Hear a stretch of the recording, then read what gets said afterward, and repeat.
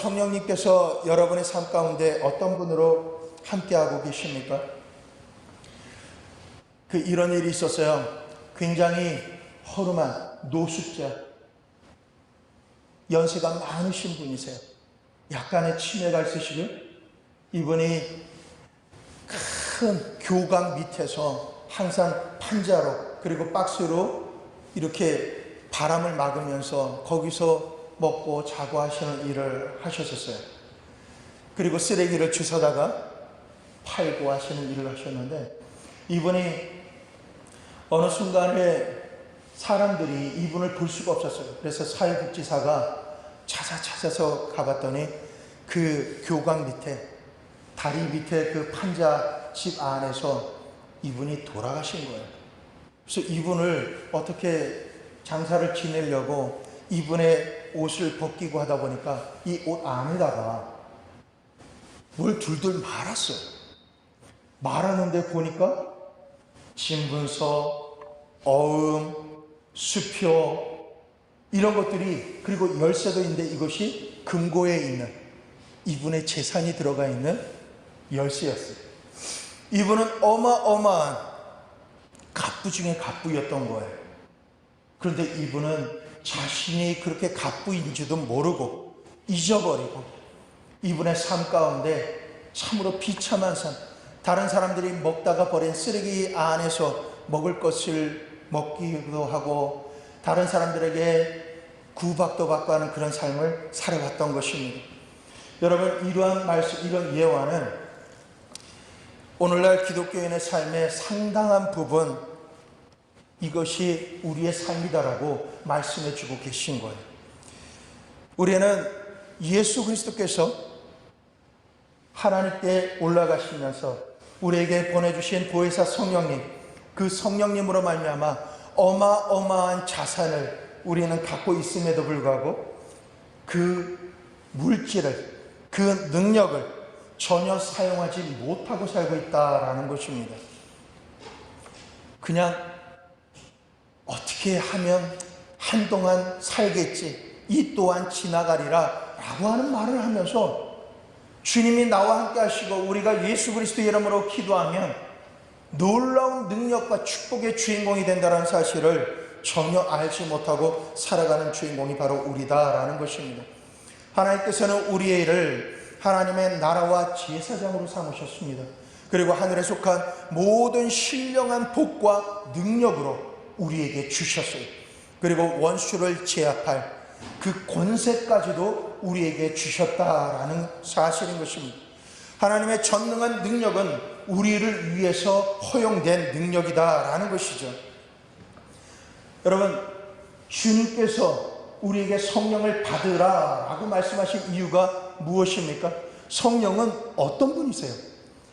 요한복음 14장 12절에 나를 믿는 자는 나의 하는 일을 저도 할 것이요 또한 이보다 큰 것도 하리라 라고 이렇게 말씀하시는데, 에베소서 말씀을 보면은 바울은 이 성령님이 바로 예수 그리스도를 죽은 자 가운데서 살리시기 위한 능력, 예수님을 부활케 하신 능력이 바로 성령님이시죠.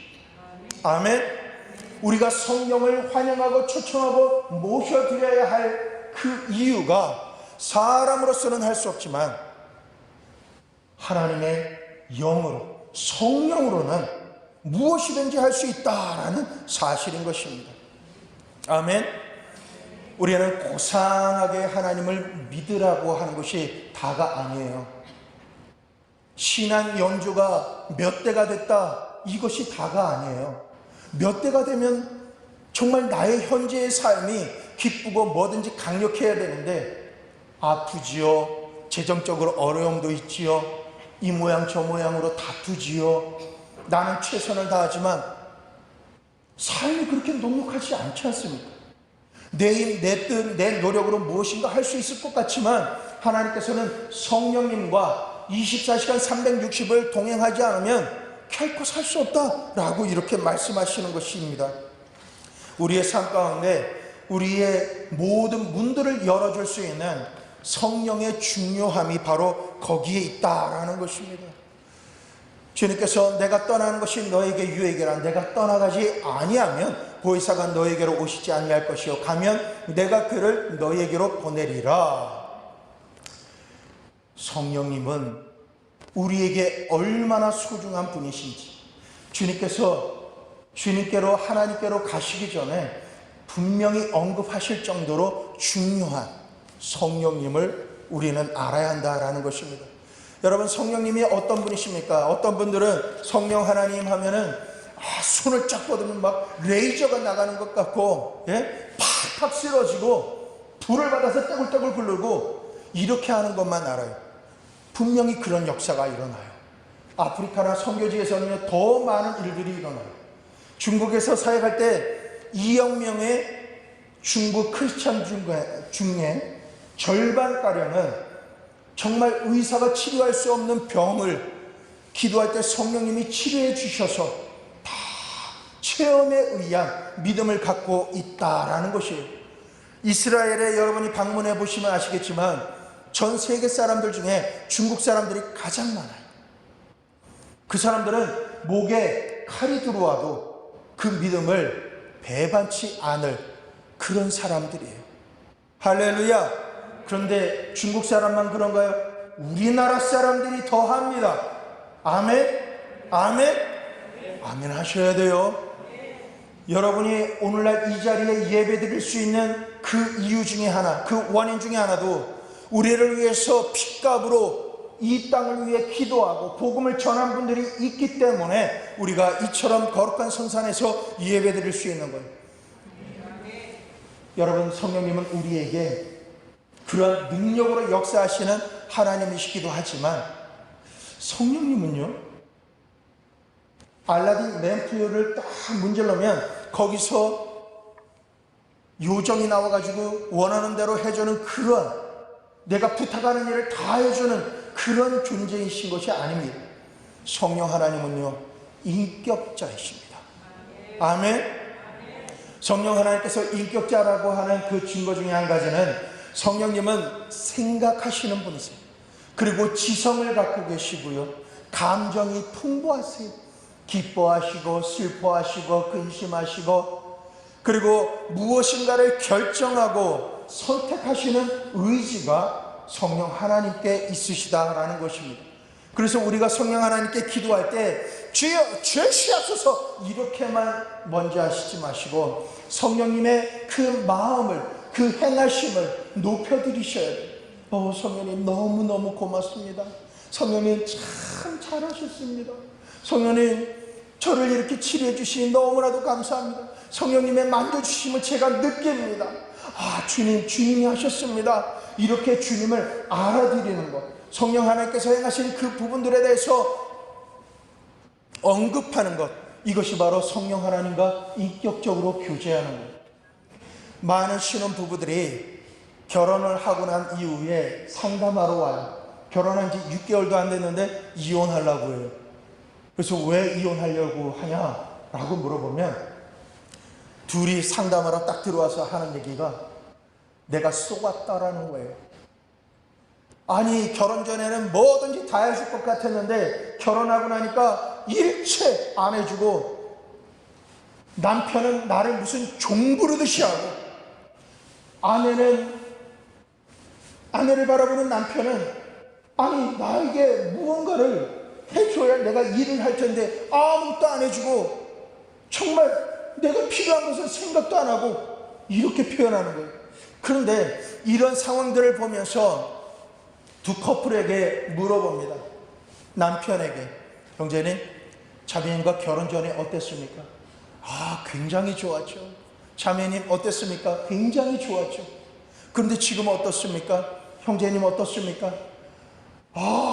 우리 어머니들 보면 딱 들어가면 식사 딱 준비해 놓으시고, 그리고 뭐 빨래나 이런 거 다 해 놓으시고, 내가 필요하다 그러면 바쁜 일 하다가도 착착 해주시고, 그렇게 아버지를 해주시는 걸 봤는데, 아니 이 자매는, 아니 내가 들어갔는데도 내가 오늘 하루 종일 바빠서 그거 못했어 미안해, 아니 이렇게 말하는 게 한 번 두 번이 아니라 한 달, 두 달, 6개월이 지나가 버린 거예요. 아니 나는 밖에서 돈 벌어오는 사람으로만 생각될 정도로 내가 정말 힘들어요. 이렇게 말해요.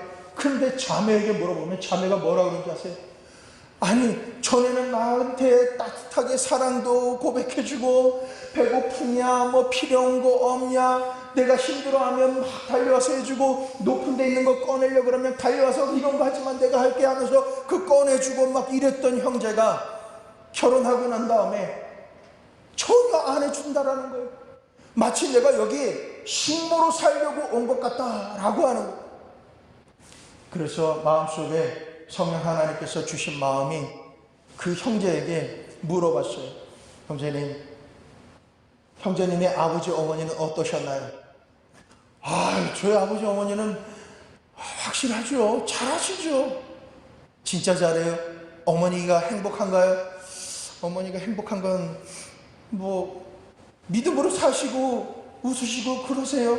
아니 그게 아니라 진짜 행복하세요? 어머니가 아버지하고 대화를 잘하세요? 아니요, 그건 아닌데요. 형제님도 그렇게 하실 거예요? 아니 그게 아닌데요. 그게 아닌데 지금까지 뭐 하셨어요? 대화 안 하셨죠? 자매님에 대해서 살펴주지 않으셨죠? 그러니까 이 형제가 잠잠하게 있더니 형제님에게 말씀드릴 게 있는데요. 형제님은 자매님에게 인격적으로 대하는 그 훈련을 하셔야 됩니다. 형제님이 귀중한 것처럼 자매님, 그 와이프 되시는 분도 참으로 귀중한 사람이에요. 그 마음 만져줘야 되고요. 힘든 거 이해해줘야 되고요. 밤새도록 일하고 막 그랬을 때 조용히 가서 그 다리 좀 주물러 주고요. 밥은 먹었나 좀 챙겨주시고요. 이렇게 하셔야 돼요. 그랬더니 이 형제가 연애했을 때의 생각이 딱 들어온 거예요. 맞아요, 목사님. 제가 아내를 그냥 정통적인 경상도 부부로만 제가 그냥 살았네요. 제가 인격적으로 대하지 못했던 것을 용서해 주세요. 이렇게 고백을 했어요. 여러분, 성령 하나님에 대해서도 똑같아요. 성령님, 이리 오셔서 이거 해 주시옵소서. 이거 지금 당장 해 주시옵소서. 바쁩니다. 죽겠습니다. 급합니다. 이렇게만 기도했지. 주님 참 잘하셨습니다. 며칠 전에도 정말 감사합니다. 저 그거 다 기억하거든요. 고맙습니다. 고맙습니다. 아주 많이 고맙습니다. 사랑합니다. 사랑합니다. 이렇게 고백하면요, 주님이 뭐라 그러시는지 아세요? 성령님께서 마치 여러분에게 이렇게 말씀하실 거예요. 필요한 거 뭐야? 내가 모아줄까? 이거 필요하지?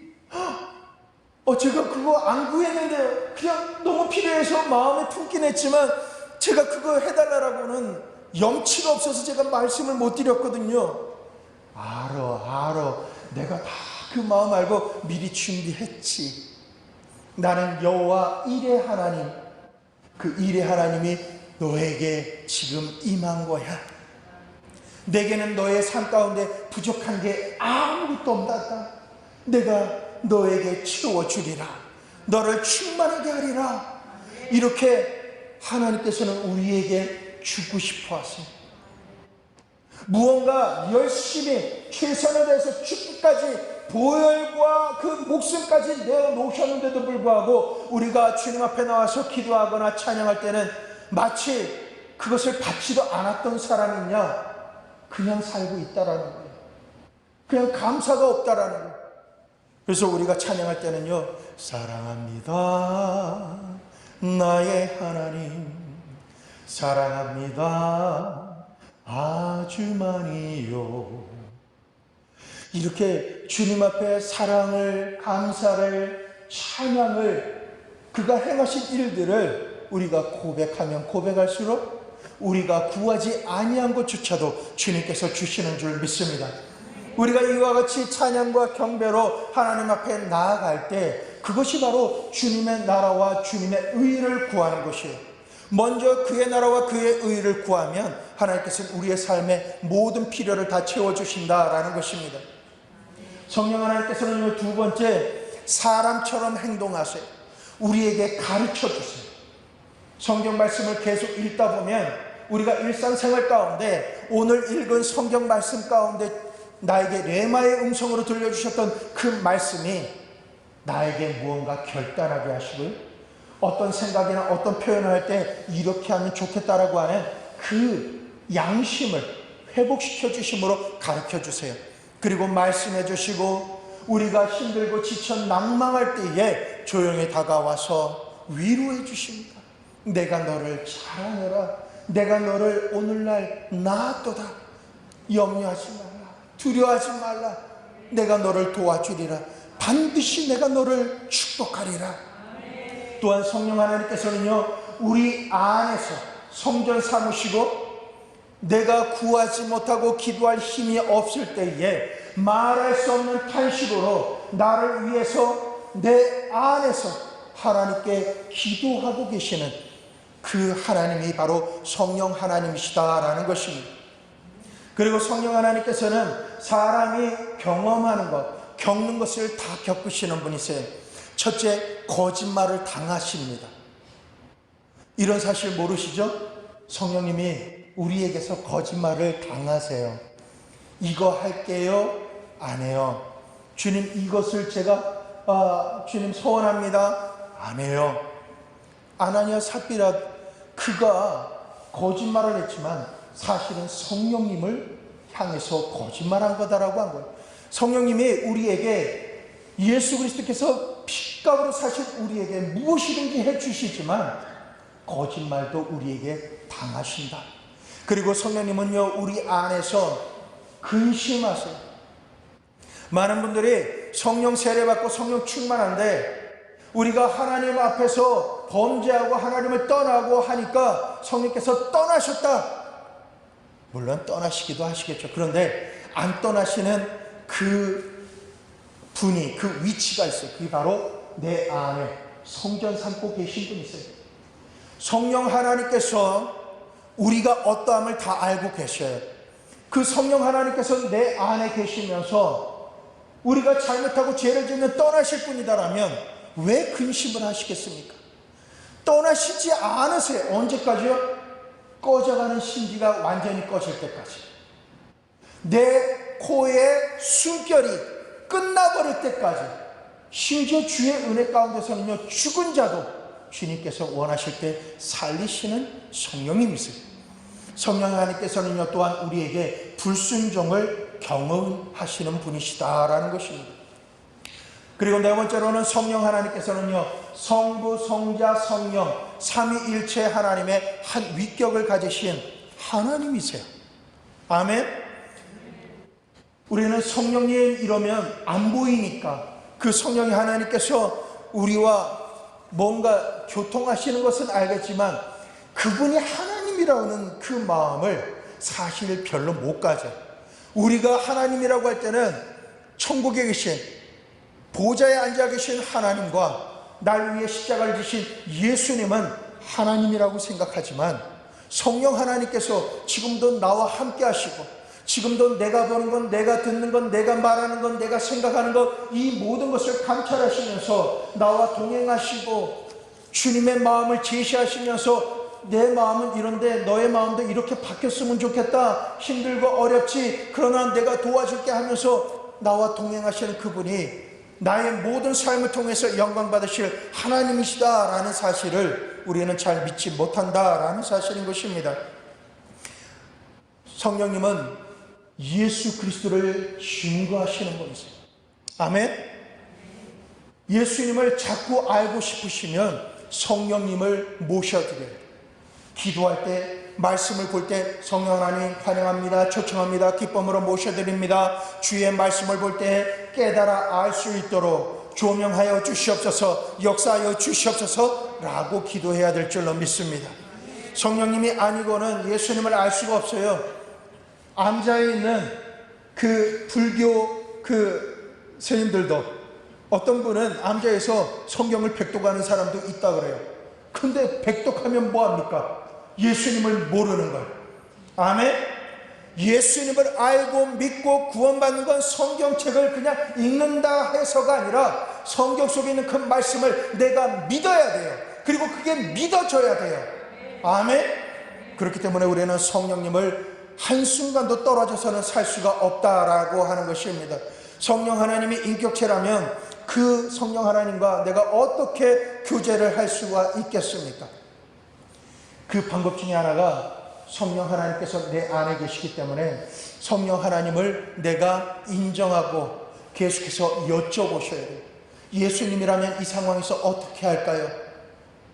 예수님의 그 보혈을 제가 지금 느끼기를 원합니다. 그 공로를 받기를 원합니다. 역사에 주시옵소서 라고 할 때 내 기도가 실제적으로 상상의 눈으로 예수님의 십자가의 그 나무에서 흐르는 예수님의 보혈이 내 아픈 부위에 떨어지는 것을 내가 상상하게 해주시고 그게 믿어지게 해주시고 그 믿음으로 말미암아 주님 제가 이것을 믿습니다. 제 심장이 나은 줄 믿습니다. 제 간이 나은 줄 믿습니다. 제 폐가 고침받은 줄 믿습니다. 아멘. 아멘. 믿는 대로 되어지는 줄 믿습니다. 성령 하나님께서 우리 안에 항상 거하기를 원하셔요. 근데 우리는 성령님 됐습니다. 제가 지금은 세상 일을 해야 되니까 잠깐만 눈 좀 감아주이소.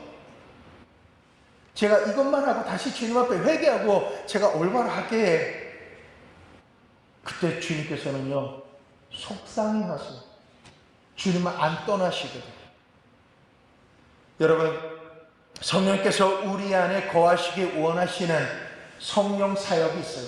내주하시는 성령님으로서 하시는 일들이 죄를 깨닫게 하고, 다 같이 읽어볼까요? 시작. 죄를 깨닫게 하는 것, 새롭게 하는 것, 위에 머무시고 임하시고 인치시고 채우시고 세례주시고 말씀하시고 인도하시고 내주하시고 가르치시는 일을 성령님이 행하신다는 것입니다. 내 안에 내주하시는 성령님과 능력을 주시는 성령님이 같을까요? 하시는 일이 달라요. 내주하시는 성령님과 능력 사역으로 풀어지는 그 성령님과는 달라요. 내주하시는 성령님은요, 내가 구하지 않아도 내 안에 이미 계세요. 예수 그리스도를 구주로 시인할 수 있는 방법은 주님께서 내 안에 성령으로 역사하셔야만 내가 입술로 구주로 시인하게 되어 있고, 시인하는 순간부터 내 안에 성전 삼고 주님이 거하십니다. 성령 사역의 내주 사역과 능력 사역은 전혀 다른 목적으로 지어져 있다, 행하신다라고 하는 것입니다. 내주하시는 사역은요, 우리를 성숙하게 만들어가요. 주님 안에서 성장하게 만드는 일을 내주하시는 성령님이 말씀하시는 거예요. 깨닫게 하시는 거예요. 성경을 읽을 때마다 찬양을 부를 때 찬양 가사 가운데 주님께서 내 마음을 터치하세요. 이 길이 정로다, 이 길로 행해라, 이렇게 하신다라는 거예요. 성령님이 우리 안에 내주하심으로 죄를 이기게 하세요. 전에는요, 죄를 지어도 괜찮았어요. 그런데 주님께 예배 드리면 예배 드릴수록, 주님께 기도하면 기도할수록, 말씀을 읽으면 읽을수록 죄를 지었던 게 전에는 죄로 안 여겨졌는데 죄로 느껴지기 시작한다는 거예요. 호주에 살을 때 그 하버브리지라고 하는 시드니 옆에 슬렌다가 있는데요, 거기에 마피아 그룹들도 많고 갱도 많아요. 그런데 그 가운데 청년 한 명이 있는데요, 20대 초반이죠. 이 청년이 우연히 그 여자친구를 통해서 전도를 받고 교회를 나오게 됐는데 맨 뒤에 앉았었어요. 이 청년이 예배를 드리다가 주님, 이 시간에 어떻게 해야 될 줄 모르겠습니다 하는 그 순간이 왔어요. 그거 바로 목사님께서 오늘 처음 나온 분 가운데 예수 그리스도를 구주로 영접하실 분 있으면 앞으로 나오십시오 라고 하는데, 이 청년이 나갈 사람이 아니잖아요. 이 청년은 입에다가 욕을 달고 사는 사람이에요. 욕이 아니면 말이 안 되는 사람. 그리고 총으로 쏘는 게 그 집안 내력이에요. 사람 죽이는 걸 우습게 알아요. 근데 이 청년이 뒤에 앉아 있다가 앞으로 나오십시오 하는데, 자기가 생각한 것도 아니고 옆에 친구가 앞으로 나가라고 한 것도 아니에요. 감히 누가 이 청년한테 앞에 나가서 예수 그리스도를 구주로 영접하라고 말을 한마디라도 할 수 있겠습니까? 그런데 이 청년이 뒤에 앉아 있다가 앞으로 나오십시오, 제가 기도해 드리겠습니다 하는데 벌떡 일어나서 창피한 것도 없어요. 그냥 앞으로 쪼벅쪼벅 나와가지고 그냥 그 자리에서 안수기도 받고 예수 그리스도를 구주로 영접하게 됐어요. 아멘?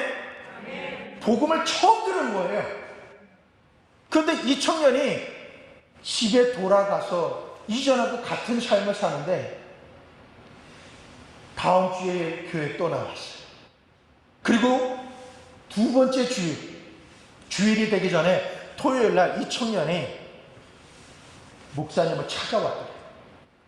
찾아와서 하는 얘기가 뭐냐면, 목사님, 제가 미쳤나 봐요. 왜 그런가? 제가 좀 이상해졌어요. 얘기해보게. 목사님, 저는 삼촌 아버지 할 거 없이 몇 대가 깽 조직 가운데 보수로 살고 있는 집안이라 어릴 때부터 이성과 관계라든가 욕이라든가 죽이고 상처 주는 거, 이건 저에겐 너무 자연스러웠는데 예수님을 구주로 영접한 그 순간부터 내가 욕하는 순간 내가 미워지기 시작했어요. 왜 내가 이런 말을 하면서 살아야 되나 하면서 싫어졌어요. 그리고 친구들이나 삼촌들이 욕하면서 나한테 말할 때 그게 찌긋찌긋해서 집에서 뛰쳐나오고 말았어요. 이전에는 매일마다 여자친구가 바뀌었는데 이제는 여자친구라고 하는, 여자친구도 아니지만 이성이 내 몸에 닿기만 해도 썩은 생선 비닐이 내 옆에 묻는 것처럼 막 소스라치게 아주 소름이 끼쳤어요. 제가 미쳤나 봐요. 저는 이런 적이 없는데. 그 순간 목사님께서 그 형제를 축복 기도해 주면서, 성령님, 이 형제에게 역사해 주셔서 감사합니다. 이 형제의 힘과 생각과 그 모든 환경으로서는 이 형제를 이렇게 급격히 바꿀 수 있는 그 어떤 것도 없습니다. 성령 하나님께서 행하셨습니다. 주님, 이 청년을 주님 강하게 붙잡아 주시옵소서. 역사해 주십시오. 이 청년을 통해서 그 일가 친척을 복음화 시킬 수 있는 주님의 복음의 사역자가 되게 해 주십시오 하면서 기도를 해 주셨어요. 그 순간부터 이 청년이 눈물을 흘리면서, 목사님, 그런데 저 집에 가기 싫어요. 집에 가면 전부 다 욕에다가 온갖 난잡한 것들이 다 있어요. 어떻게 하면 좋아요? 그럼 교회에서 이제 청소하면서 살아라. 그리고 공부해라. 그래서 이 청년이 목회자가 됐어요. 할렐루야. 여러분, 성령 하나님께서 우리 안에 계시면서 우리를 성장시키고 성숙시키시는 하나님이신 거예요. 누가 시켜서가 아니에요. 그냥 말씀을 일독도 안 했는데, 내가 교회 다니고 예수님을 영접한, 이제 내가 크리스찬이 됐는데 내가 이러면 안 되지 라고 하는 그 잣대를 주님께서 성령 하나님으로 말미암아 내 마음에 주신다라는 거예요. 죄를 짓는 게 불편해지기 시작하는 거예요. 성령 하나님께서 이처럼 우리로 하여금 내주하셔서 죄를 이길 수 있도록, 그래서 거룩한 삶을 한 발짝 한 발짝으로 살아갈 수 있도록 한다라는 거예요. 그리고 전날에는 내가 죄와 싸워 이겼는데 어느 순간에 또 실족해가지고, 주님, 제가 죽일 놈입니다. 주님의 은혜를 이렇게 입었는데 제가 또 죄를 지었습니다. 어떻게 하면 좋습니까? 하면서 가슴을 치면서 찌르면서 기도하면 주님께서 말씀하세요. 너 1년 전보다 1.5cm 더 좋아졌어. 괜찮아. 네가 이렇게 죄 때문에 고민하고 두려워하고 근심하는 것, 이것이야말로 죄와 죽기까지 싸우는 거야. 이거를 너는 이상하다 생각하지 말고 계속 그 갈등을 겪어야 된다. 언제까지요? 내 영혼의 깊은 곳에서부터 그냥 가만히 있어도 찬양이 나올 때까지, 가만히 있어도 내 콧소리가 찬양으로 콧노래가 울려 퍼질 때까지야. 내가 가만히 생각할 때, 가만히 길을 갈 때, 일을 할 때 내 콧소리가 찬양으로 바뀔 때 이미 너는 거룩한 사람으로 바뀌어져 있다라는 거야. 이렇게 알려주게 된다라는 것입니다.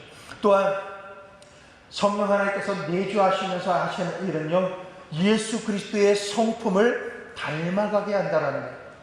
여러분, 성령 하나님으로 말미암는 능력 사역을 할 때에 능력 사역을 하시는 모든 분들과 또 사역을 원하는 분들에게 공면해 드리기를 원하는 건요, 능력 사역이 먼저가 아니라 하나님의 성품을 먼저 공부하는 게 먼저인 거예요.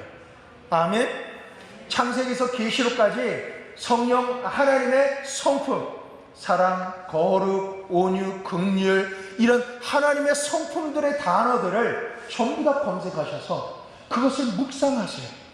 묵상하셔서 이것에 대한 동일한 부분과 이걸 내가 어떻게 적용할 건가 라고 하는 것을 내가 정리하기 시작해야 돼요. 그러면 내가 이렇게 정리하다 보면 성령 하나님으로 말미암아 예수 그리스도의 성품, 하나님의 성품이 내 안에 들어와요. 성품이 들어와야 내가 생각하는 거나 선택하는 부분이 그 성품에 의해서 선택되게 되어 있다는 거예요. 성품이 바뀌지 않으면 옛 성품 그대로 사역을 하게 되면 사역을 받지만 상처를 받고 떠나요.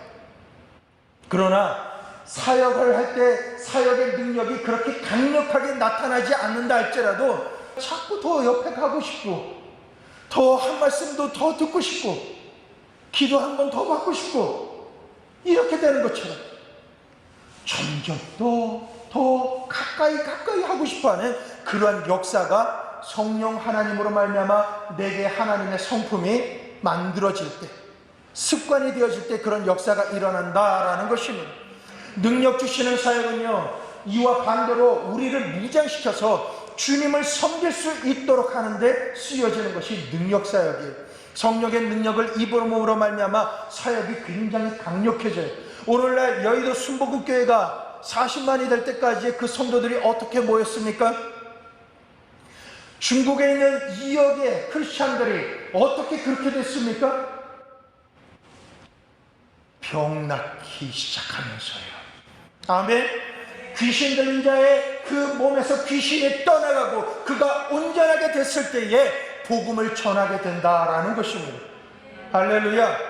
중국에 파수꾼이라고 하는 왕 형제가 있어요. 이분이 복음을 전하는데 그 마을에 예수 그리스도의 복음을 전하는 예수쟁이가 왔다라는 것, 그 하나 때문에 깡패들이 이 집회를 완전히 망가뜨리려고 작정을 하고 무리들이 모여 있었어요. 그리고 예배드리는 그 장소에 의자에 다 앉아 있었어요. 근데 이 왕형제가 말씀을 전하다가 이 시간에 하나님께서 귀가 먹어서 잘 안 들리는 분을 고쳐주신다고 하십니다. 아프신 분 있으면 나와보십시오. 근데 아픈 사람이 나오기 시작합니다. 잘 안 들리는 사람을 데리고 나왔어요. 이 시간에 예수 그리스도의 이름으로 명하노니 그 귀가 열릴지어다, 들릴지어다, 예수의 이름으로 들릴지어다, 막힌 것이 열릴지어다 선포하는데, 기도를 받는 순간에 이분의 소리가, 귀가 뚫리기 시작했어요. 소리가 들리기 시작했어요. 그래서 할렐루야! 그 순간에 그 자리에 그냥 예배드리러 왔던 사람, 그리고 사모했던 사람, 병든 사람, 이 사람 나눌 것 없이 할렐루야, 들려요 하는 순간에 사람들이 막 전율을 느끼기 시작하는 거예요. 그 순간에 빨리 이곳에 아픈 분들 앞으로 나오시고요, 집에 있는 분들 중에서 아픈 분들 있으면 빨리 데려오세요. 그 순간에 뒤에서 수작을 부리면서 이 집회를 망가뜨리려고 했던 그 깡패들이 이 몽둥이나 이런 거 다 놔두고 자기 집에 들어가서 부모님 모셔오고 자기 누이 데려오고 다 데려와서 그 집회에 참석해서 고침을 받았다라고 하는 거예요. 할렐루야. 성령 하나님의 그 역사는 그와 같습니다. 능력사역은 그렇게 강력해지는 거예요. 귀신 들린 자가 주님 앞에 나왔을 때, 그리고 귀신 들린 자가 지나갈 때 예수 그리스도의 이름으로 능력사역을 할 수 있는 분을 통해서 귀신이 쫓김받게 될 때 복음은 들어가게 되어 있습니다. 그 한 사람만이 아니라 그 한 사람을 통해서 고통받던 가족 모두, 일가 친척, 그 사람을 아는 모든 사람들이 내가 저 사람 귀신 들린 거 아는데 와, 저렇게 완벽하게 고쳐지다니, 이야, 나도 예수님 한번 믿어볼까? 라고 하는 걸로 바뀌게 된다는 것입니다. 이것이 능력사역이라면 내주하시는 하나님은요, 내 인생을 바꿉니다. 여러분, 병 고치고 귀신 쫓는 거 정말 좋아요. 그런데 내가 예수 그리스도의 복음을 전하는 데 있어서 진짜 안 바뀌는 사람이 딱 한 부류가 있어요. 바로 내 식구예요. 내 형제고 내 부모님이고 내 자녀는 안 믿어요. 내가 나가서 막 강력한 사역을 하고 몇십 명 몇십만 명 앞에서 복음을 전하고 능력을 행한다 해도 내 가족은요 콕 웃음을 웃어요. 왜 그렇게 할까요? 집에서 전혀 변하지 않았거든요. 집에서 전혀 따뜻하지 않거든요. 인격적으로 나에게 뭔가를 해주질 않거든요. 예수님의 이름을 가지고 사역한다라고 하지만 나하고는 전혀 상관없거든요. 그래서 내 가족이 가장 힘들어요. 땅끝이에요. 근데 내 가족이 변화되는 방법, 바깥에서는 능력이 별로 안 나타나도 집 안에서 천국이 되는 방법 중에 하나는 내주하시는 성령님으로 말미암아 내가 변화되는 거예요. 내가 변화되면 상대가 변화돼요. 아멘. 내가 변화되면 상대가 변화되지 않을 수가 없어요. 전에는 내가 이렇게 화를 내면 그냥 화를 냈는데 내가 화를 내도 실실실 하면서 옆으로 빠져버려요. 아니 화날 맛이 안 나요. 왜요? 화를 낼 맛이 안 나는 것만이 아니라 내가 어디 나갔다 들어오면 아유 힘들지 않았어요? 밥은 먹고 다녀요? 시끄러! 이래도 아유 그래요 들어와서 고마워요. 여기 밥 차려놨어요. 드세요. 그 밥상을 팍 차버리려고 하니까 내가 좋아하는 게 있어요. 그리고 그 밥상 차버리기 전에 나는 빨리 나가버려요. 돌아와서 보니까 다 드신 거예요. 먹으면 바뀌어요. 할렐루야. 여러분 음식을 먹으면 바뀌어요. 원수가 하는 집 중에 한 가지가 못 먹게 만들어요. 그런데 그 원수가 못 먹게 만들고 대신 먹게 만드는 게 있잖아요. 술, 담배, 마약, 밖에서 안 좋은 것들, 이런 것들을 먹으면서 모든 걸 탕진하게 만드는 것이 원수가 하는 일이다. 그런데 이 내주하시는 성령님께서 우리 마음 안에 사시면서 행하시는 일들은 새로운 소망을 갖게 하세요. 내 가족, 내 삶, 내 삶이 여기서 끝인가라고 할 때 아니야. 내가 너를 위해서 계획한 이 뜻과 계획, 나의 소망이 이것이란다. 너는 이 일을 위해, 이 축복을 받기 위해서 이제까지 참은 거야. 너는 이 소망을 가지고 살아라 라고 하면서 나에게 소망을 주세요. 꿈과 비전을 주세요. 그리고 내 안에 새로운 사랑이 솟아오르게 만드셔요. 그리고 세상으로서는 할 수 없는 평화가 들어오기 시작합니다. 아멘. 그리고 기쁨이 생겨요. 우리의 삶 가운데 내가 이렇게 다람쥐 쳇바퀴 도는 듯한 삶이 이것이 나의 삶에 다할까라고 할 때 주님께서는 아니야, 너에게 내가 새 일을 행할 거야 라고 하면서 내가 살아갈 그 방향을 제시해 주신다라는 것입니다. 성령 하나님께서 내 안에 거주하시는 내주 사역을 뭐라고 표현할까요? 구약에서는 성령의 능력이 임하시고 감동 가운데 역사하셨지만은 신약 시대에는 성령 하나님께서 내주하시면서 사역을 하세요. 에스겔서의 36장 말씀에 내 신을 너희 속에 두어 너희는 새 율례를 행하게 하리니 너희가 내 규례를 지켜 행할지라. 또한 성령 하나님께서 내 안에 계시면서 생수의 강이 아랫배에서부터 막 부글부글 거품이 올라오듯이 막 기쁨이 올라오게 하세요. 소망이 올라오게 하세요. 너무나도 지치고 힘든 일을 하고 난 다음인데도 불구하고 주님 하면 기도를 다 말을 하지 않았는데도 불구하고 주님 성전에 나와서 주님 하면 그냥 내 안에 말할 수 없는 그 청량감과 주님의 기쁨과 평안이 마구마구 올라와요. 주님 감사합니다. 감사합니다. 이렇게 고백하게 된다라는 것입니다.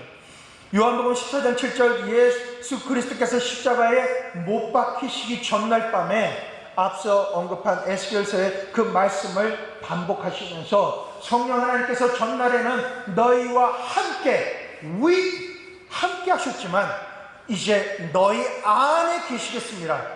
with you 했으나 이제는 in you, 너희 안에 거하시겠다. 이 말씀은 예수님께서 하신 말씀인 것입니다.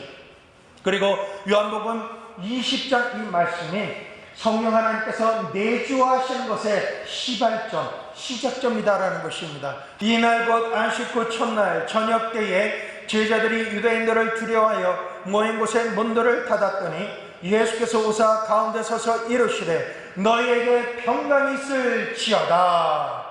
그리고 22절 말씀에 이 말씀을 하시고 그들을 향하여 숨을 내쉬며 이르시되 성령을 받으라. 아멘.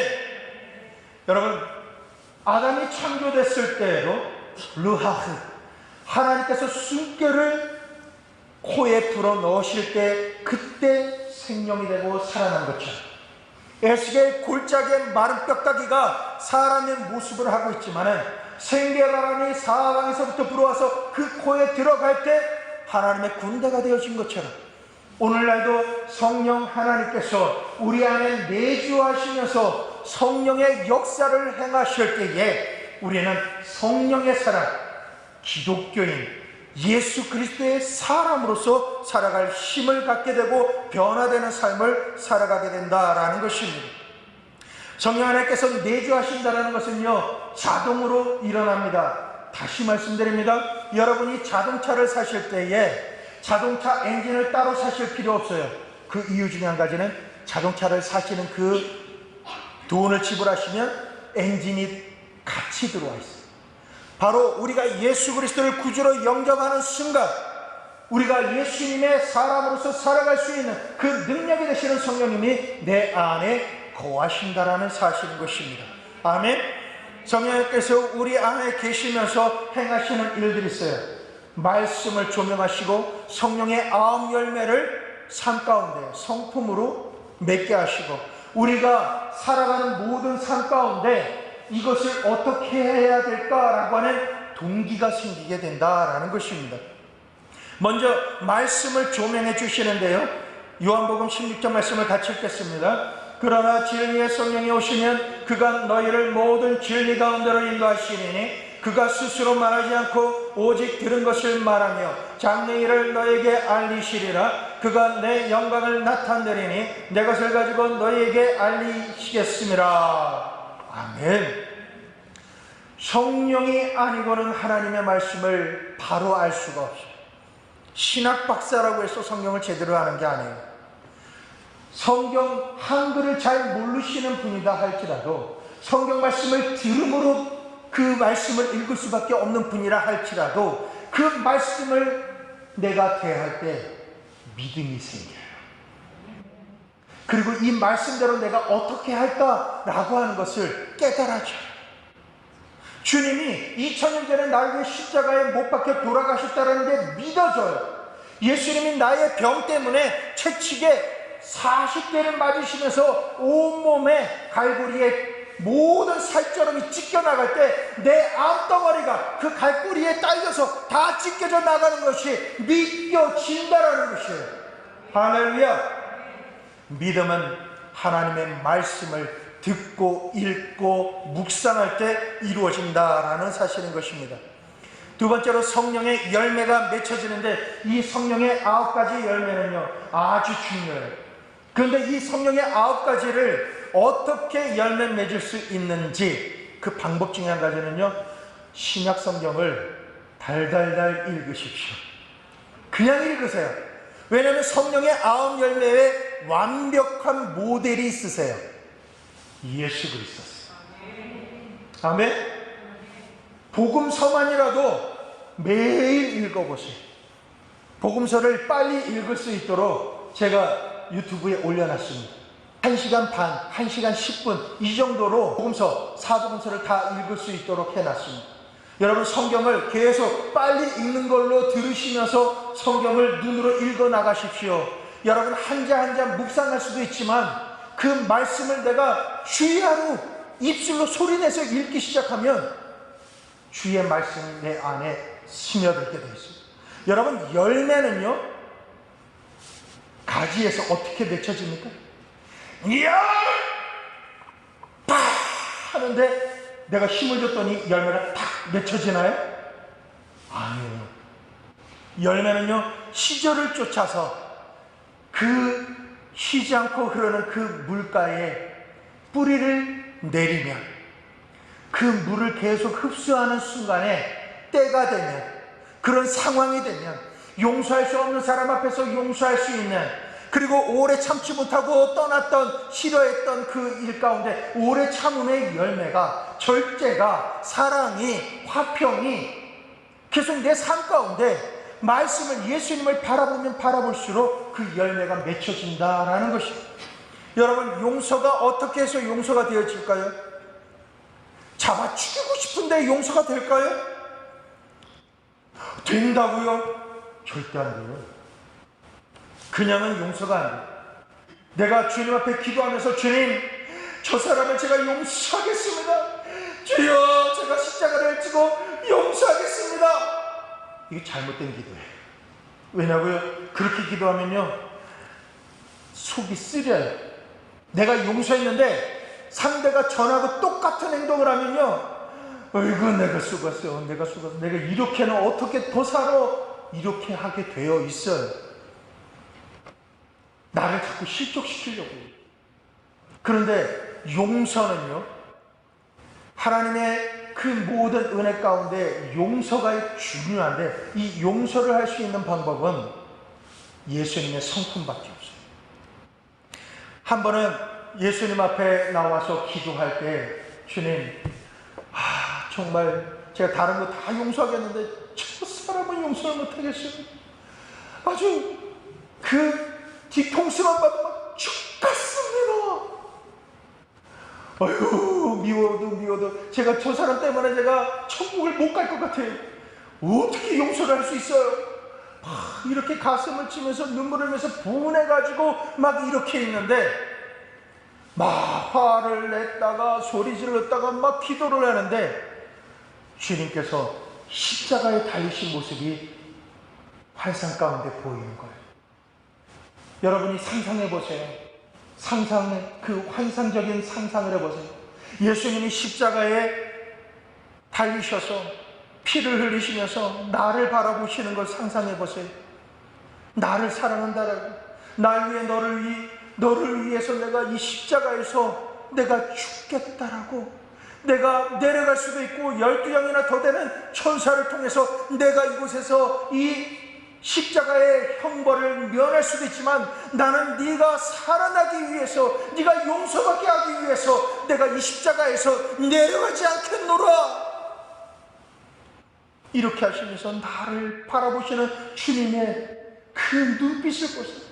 나를 바라보시는 그 주님의 눈동자에 눈물이 가득하면서, 내가 너의 그 고통을 잘 안다. 내가 너를 도와주리라. 너는 살라. 너는 살아라. 너는 살아야 한다. 너는 치료받아야 된다. 너는 행복해야 된다.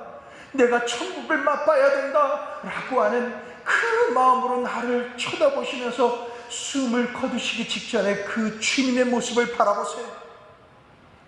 그런데 그 모습을 바라보고 있는데 엄청난 일이 벌어졌어요. 예수님의 얼굴이 내가 절대로 용서할 수 없는 사람의 얼굴로 바뀐 거예요. 예수님의 모습은 그대로인데 예수님의 얼굴이 내가 용서할 수 없는, 죽이고 싶은 그 사람의 얼굴로 바뀌어 있는 거예요. 그리고 주님이 말씀하세요. 날 용서해 줄 수 있게. 말은 못해요. 하나님, 저 인간 어떻게 좀 해주세요. 속상해 죽겠습니다라고 부르시셨던 그 기도가 주님께서 그 사람의 얼굴로 나에게, 아들아, 날 용서해 줄 수 있겠니? 날 용서해 줄 수 있겠니? 라고 하시는 거예요. 주님, 이건 아니잖아요. 주님, 왜 거기 그 사람의 얼굴로 계세요. 주님, 이건 아닌데요. 주님이 그렇게 말씀하시는 것 같아요. 네가 죽이고 싶고 네가 어떻게 해버리고 싶은 그 사람 때문에 내가 또 여기 십자가에 못 박힌 것이었다. 너만을 위한 게 아니라 그 죄인을 위해서도 내가 이 십자가에 기꺼이 못 박혀서 죽기로 작정했단다. 주님, 주님, 안 돼, 안 돼. 아들아, 용서해 줄 수 있게. 근데 그 순간에 내 마음과 내 생각 가운데 주님이 나 같은 사람을 그토록 사랑해 주시고 용서해 주시고 나처럼 자꾸자꾸 범죄하고 넘어지고 쓰러지고 하나님 근심케 했던 나를 이처럼 사랑해 주신 그 주님이 그 사람의 얼굴로 나에게 오셔서 용서해 줄 수 있게. 그때 고백할 수 있는 말이 어떤 말일까요? 주님, 왜 안 되겠습니까? 주님, 제가 용서하기로 작정합니다. 제 마음 가운데 저를 죽고 싶을 정도로 괴롭혔던 그런 원수를 알지만 날 위해 십자가에 돌아가신 예수님을 제가 바라봅니다. 주님의 그 숨결을 느낍니다. 주님의 그 거친 호흡을 듣습니다. 주님의 그 가시멸관의 피를 제가 느낍니다. 그 못자국으로 인해 살이 늘어지는 그 고통을 제가 보고 느낍니다. 나 때문입니다. 나 때문입니다. 주님, 나 때문에 그렇게 돌아가셨는데 죄 용서하겠습니다. 잊어버리고 그냥 참는 게 아니라 그냥 용서하겠습니다. 주님이 날 위해 십자가에 돌아가셨듯이 내 원수를 위해 십자가에 돌아가신다라고 하시는 그 음성에 제가 뭐라 말씀드리겠습니까? 주님, 저의 삶을 통해서 제가 산재물이 되어서 이 시간에 죽기로 작정합니다. 주님의 십자가 앞에서 저의 권리를 내려놓고 제 발에 신을 벗겠습니다. 주님, 제 마음, 제 뜻, 제 어떤 걸로는, 저의 어떤 노력으로는 그게 안 되지만 주님, 이제 더 이상 제가 이 땅에서 주님께서 피값으로 사신 그 어떤 사람에게도 제가 원수 맺지 않기로 작정합니다. 주님, 영광받아 주시옵소서. 할렐루야. 이렇게 주 예수 그리스도를 바라보게 되면 원수라도 용서하시는 주님을 우리의 성품 가운데 갖게 됩니다. 이 성품이 우리 성품 가운데 스며들게 되면 모든 범사에 그러한 창문으로 바라보게 되어 있다라는 것입니다. 예수님의 인격을 표현하고 있는 것이 성령의 9 열매다라고 하는 것입니다. 예수님의 이러한 열매는 궁극적인 예수님의 삶을, 우리의 삶을 통해서 살아가시는 그 빛됨이다라고 할 수 있겠습니다. 그리고 성령의 동기부여의 은사가 있어요. 내주하시는 성령께서 행하시는 것은요, 예수님의 마음을, 우리의 마음에 감동을 주시는 것이에요. 그것이 바로 성령 하나님께서 내 안에 역사하셔서 주님의 뜻을 이루게 하시는 것이다 라고 하는 겁니다. 로마서 12장 말씀을 함께 읽겠습니다. 이 말씀을 읽고 오늘 예배를 마칠까 합니다. 시작. 내게 주신 은혜로 말미암아 너희 중 각 사람에게 말하노니 마땅히 생각할 그 이상의 생각을 품지 말고 오직 하나님께서 각 사람에게 나눠주신 믿음의 분량대로 지혜롭게 생각하라. 우리가 한 몸에 많은 지체를 가졌으나 모든 지체가 같은 직분을 가진 것이 아니니 이와 같이 우리 많은 사람이 그리스도 안에서 한 몸이 되어 서로 지체가 되었느니라. 우리에게 주신 은혜대로 받은 은사가 각각 다르니 혹 예언이면 믿음의 분수대로, 혹 섬기는 일이면 섬기는 일로, 혹 가르치는 자면 가르치는 일로, 혹 권위하는 자면 권위하는 일로, 구제하는 자는 성실함으로, 다스리는 자는 부지런함으로, 긍휼을 베푸는 자는 즐거움으로 할 것이니라. 아멘. 여러분, 예언의 말씀은요, 성경 속에 있는 오류가 전혀 없는 하나님의 말씀을, 하나님의 음성을 듣고 예언한다는 그 표현이 아니에요. 예언이라고 하는 것을 이번 주간에 한번 다룰 텐데요, 여러분, 예언은, 하나님의 말씀은요, 듣고 그것을 믿고 행하는 것이, 나중에 한번 더 말씀드릴 거예요. 그런데 예언은요, 듣고 분별하고 믿음이 일어나면 행하는 거예요. 예언은 분별하라고 되어 있어요. 거짓 예언자가 많이 나와 있어요. 예언은요, 덕이 돼야 돼요. 예언을 할 때의 그 단어는요, 잘난 척 하는 게 아니에요. 예언을 할 때 그 단어나 어순이나 어법은 덕이 돼야 돼요. 상대가 그 예언의 표현을 들을 때에 하나님의 성품을 느낄 수 있어요. 하나님의 친밀감을 느낄 수 있어야 되고, 하나님이 그 따뜻함을 느낄 수 있어야 되고, 용서받는 것을 느낄 수 있어야 돼요. 심지어는 예언을 통해서 권면의 말씀을 듣는다 할지라도 아버지나 어머니, 나를 사랑하고 나를 위해서 무엇이든지 하는 사람이 나에게 권면할 때에 내가 기꺼이 그 권면을 듣는 것처럼 내가 순종하고 그걸 따를 마음이 느껴지고 행할 수 있도록 만드는 그러한 표현이 되어져야 돼요. 그리고 예언은요, 먼저 말하는 사람이 아니에요. 국제적으로 예언을 하는 사람들이 많은데 그 사람들이 이미 오래전에 그 단계들을 밟아나간 사람이에요. 근데 예언은 하나님께서 모든 사람들에게 다 하라고 하셨어요. 예언은 여러분, 우리의 하나님의 형상대로 창조된 우리에게 있어서 너무 자연스러운 거예요. 아기가 태어날 때, 태어나기 전에 어머니나 일가 친척이 예언적인 꿈을 꾸잖아요. 그리고 그게 태몽이다라는 것을 그냥 알아요.